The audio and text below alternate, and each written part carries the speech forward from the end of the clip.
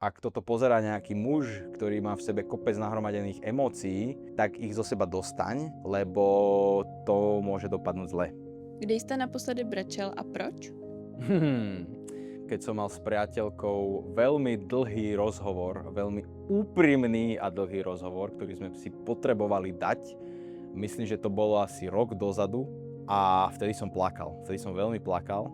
A myslím si, že na tom vôbec nie je nič zlé, lebo aj muži majú city, aj muži plačú a je to úplne v poriadku svoje emócie vypustiť. A blúdy o tom, že muž musí byť najsilnejší článok. Niečo na tom pravdy je, ale zároveň to neznamená, že nemôžu byť ľudskí. Čiže ak toto pozerá nejaký muž, ktorý má v sebe kopec nahromadených emócií, tak ich zo seba dostaň, lebo to môže dopadnúť zle. A je to úplne v poriadku a nikto sa ti za to nebude smiať. A keď sa bude za to niekto smiať, tak taký človek nemá čo v tvojom živote robiť. Doplňte větu. Nejvíce vděčný jsem za... Rodinu a priateľku, ktorí ma podporujú v čomkoľvek.